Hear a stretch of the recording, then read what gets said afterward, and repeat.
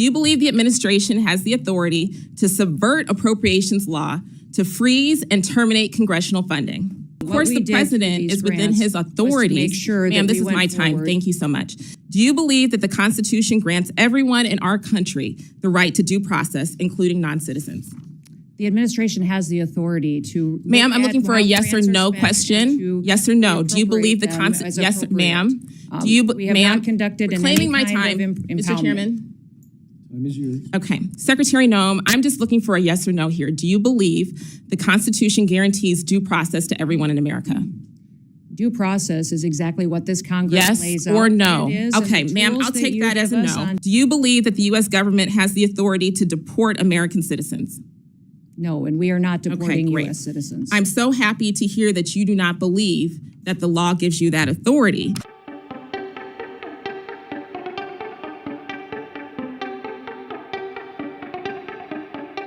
Mr. Chairman, this weekend, the president made the remarkable statement that he, quote, doesn't know whether he has to uphold the Constitution. You, however, have taken a different position, both in your confirmation hearing and when you took the oath of office. You said that you were committed to complying with the Constitution. Do you still stand by that statement? Absolutely. I believe President Trump Excellent. As well. Let's start with Article 1, which gives Congress and only Congress the power of the purse. No money shall be drawn from the Treasury, but in consequence of appropriations made by law. But this administration is freezing, terminating, and even clawing back federal grants and awards that were already signed into law. These are taxpayer dollars that were appropriated by Congress for the specific purposes that we laid out. So, Secretary, let me ask you, do you believe the administration has the authority to subvert appropriations law to freeze and terminate congressional funding? The administration and the Department of Homeland Security used our authorities that we have to evaluate every grant that was in front of us and meet statutory requirements, but also to make sure that they were being spent appropriate. So, of course, the president is within his authorities. Make sure Ma'am, that this is my time. Thank you so much. Of course, the president's within his authorities to drive policy decisions within the bounds of federal law and the Constitution, but that's not what you've been doing. What I'm asking is whether you believe you have the authority to ignore appropriations law. Do you believe that the Constitution gives the executive branch unilateral authority to withhold funds appropriated by the legislative branch? We have evaluated grants to make sure if they're being spent appropriately, and work that is underway and was authorized has continued. Other grants that have not been started and have not been authorized or obligated, we have reevaluated. And I think you're talking specifically about grants potentially within FEMA that were non-disaster related grants. I'm talking broadly, ma'am, and Article 2 does not give the executive the authority to withhold funds, period. And multiple courts have weighed in to agree. Multiple courts have ruled in agreement.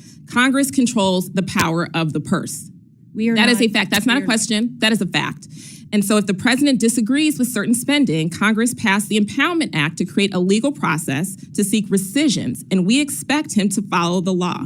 This administration is not just ignoring the constitutional power of the people's elected representatives. It is also violating the fundamental right of individuals. Do you believe that the Constitution grants everyone in our country the right to due process, including non-citizens? The administration has the authority to. Ma'am, I'm looking for a yes or no question. Yes or no. Do you believe the Constitution? Yes, ma'am. Do you, we have not conducted in claiming my any time, kind of Mr. Chairman? Time is yours. Okay. Secretary Noem, I'm just looking for a yes or no here. Do you believe the Constitution guarantees due process to everyone in America? Due process is exactly what this Congress lays out. Yes or no? Okay, ma'am, I'll take that as a no. On due process excuse me, I'm trying to ascertain your understanding of the law as it applies to your department, and you as its leader should be able to give us a yes or no answer, because judge after judge has ruled that the law is not being followed. Do you believe that the U.S. government has the authority to deport American citizens? No, and we are not deporting U.S. citizens. I'm so happy to hear that you do not believe that the law gives you that authority, because the federal government has no authority under U.S. laws to deport any American citizen. And as I know, everyone viewing this hearing today knows that several American citizens have been deported to date. Secretary Noem, that was not a question. Secretary Noem, that oath that we both swore before taking office was to protect and defend the Constitution of the United States, not the president, not a political party, the Constitution. And that's what we're going to keep doing here at the Appropriations Committee. Thank you. I yield back. This is the gentleman from Oklahoma, the chairman of the Appropriations Committee, for questions. Mr. Cole, the floor is yours. Thank you very much, Mr. Chairman. Madam Secretary, again, great to have you here. In your service, you've prioritized detaining and removing literally the worst of the worst in our country that have arrived here illegally, including those that have committed violent crimes against our fellow Americans. I think we're all in support of that effort. Can you tell us, you may not have this information, I'm just curious, how many illegal aliens have committed serious offenses against our own citizens? Yeah, there are tens of thousands of illegal aliens that have committed crimes against individuals in this country, and we have worked very hard to make sure that those are the individuals that we're going after and deporting as soon as possible. There have been over 160,000 repatriations targeting these individuals, returning them back to their home countries and facing consequences and legal action because of that. President Trump has told us to make these individuals a priority and to also make sure that we're identifying those with final removal orders to remove. And overwhelmingly, the American people have supported this. One of the things that I would say is that was unfortunate was the Biden administration closed an office within ICE that helped us better track criminal activity by illegal aliens and to give resources to those families, to let them be informed on when cases were in court, if the perpetuator of their crime was going to be released, if they were in custody. The Voices office within ICE was opened under the first Trump administration, and President Biden closed that office, I believe, to cover up exactly how many crimes were committed against people in this country by illegal aliens.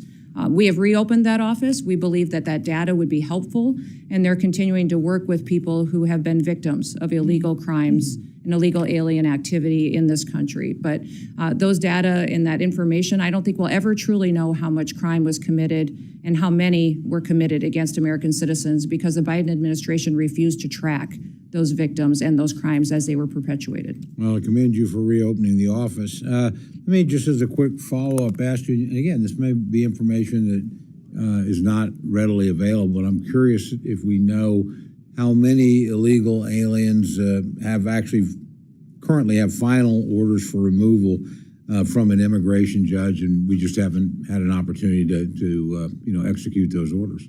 Well, that is the challenge that we have, is that we have literally millions of illegal aliens that have overstayed or are here illegally that need to have a final order as issued. We have hundreds of thousands that are going out and targeted and being removed from this country today that ICE is working every day in coordination with all other areas of our government to get them removed from our country. But we do have a backlog because this was not a priority under the last administration. So we have up to 1 million cases that are backlogged that need to be processed by an immigration judge in an immigration court in order to make sure that we are having those final removal orders and that we can take action on them.